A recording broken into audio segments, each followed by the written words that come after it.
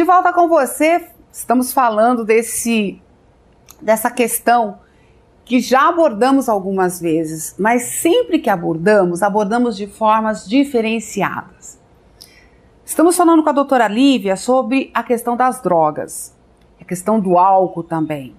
Aí nós entramos na questão das empresas, as empresas que possivelmente ou tenham funcionários que têm esse problema com o álcool, com as drogas, enfim. Doutora, é feito um trabalho dentro dessas empresas. Em que situações a senhora é chamada ou é feito esse trabalho, é realizado esse trabalho e por quê? Muito bem. Em primeiro lugar, é importante a gente saber que dentro da população de funcionários numa empresa, há sim dependentes químicos. Existe, logicamente, uma estatística norte-americana e as pessoas falam, mas isso é dos Estados Unidos, né? Que diz que 68% dos funcionários, das pessoas que se utilizam de drogas ilícitas estão na empresa, né? Mas é só a gente pensar um pouco. Hoje em dia, nós temos uma estatística aí que gera em torno de 10% a 15% de pessoas que são realmente já dependentes químicos. E fora os dependentes químicos, nós temos os abusadores de álcool e outras drogas que ainda não são dependentes químicos, mas que estão por aí aprontando, e eles causam também problemas. E é justamente a faixa etária, que é uma faixa muito larga hoje em dia, que é a faixa produtiva, que está, portanto, na empresa. É muito simples da gente perceber. E está mesmo.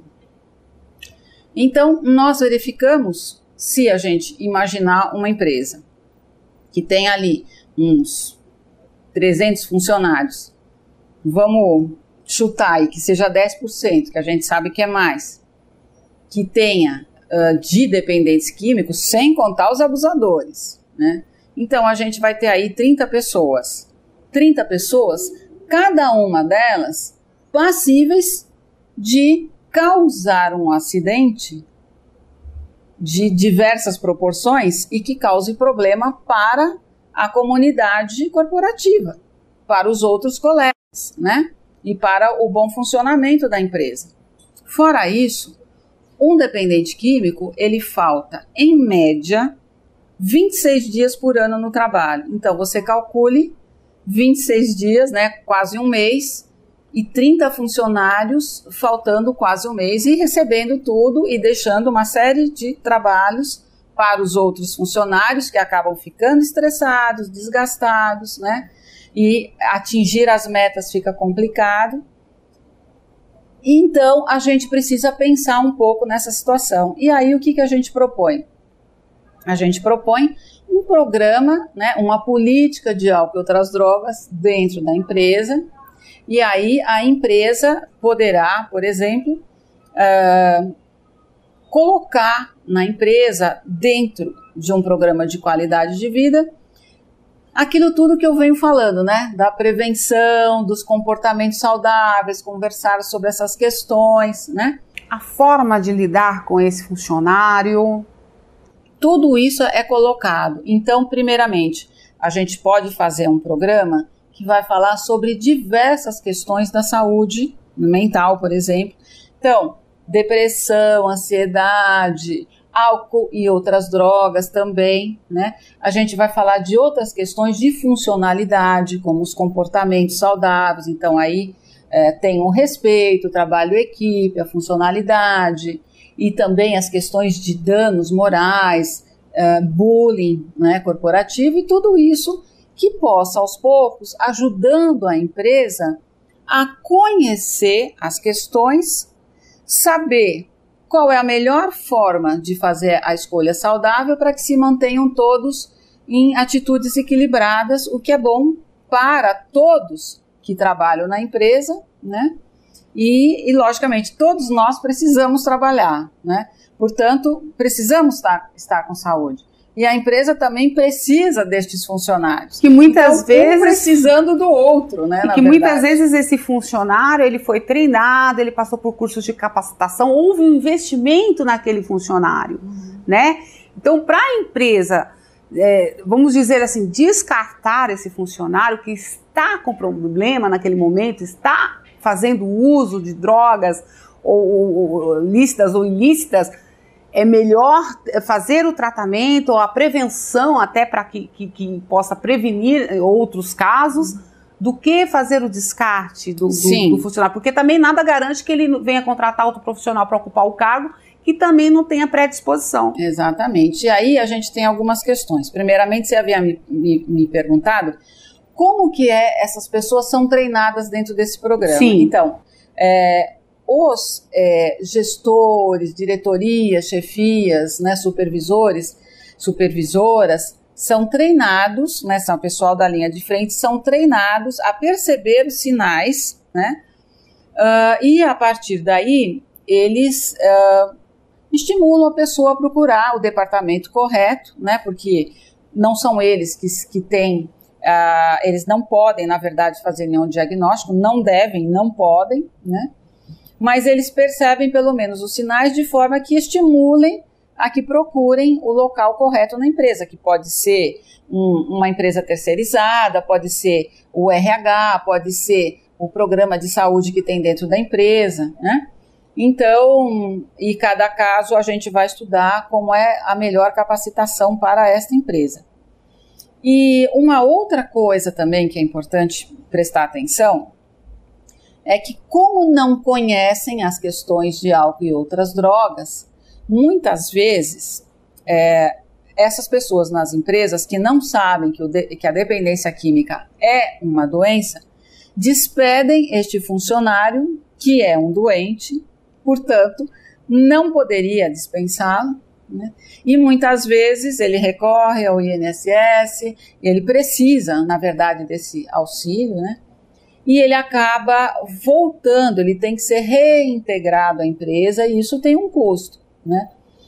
E como você falou, a empresa pode começar a treinar outro que pode ter o mesmo problema. Então, é muito mais sensato e até muito mais barato se colocar um programa de álcool e outras drogas dentro de um programa de qualidade de vida, para que as pessoas saibam como lidar com isso.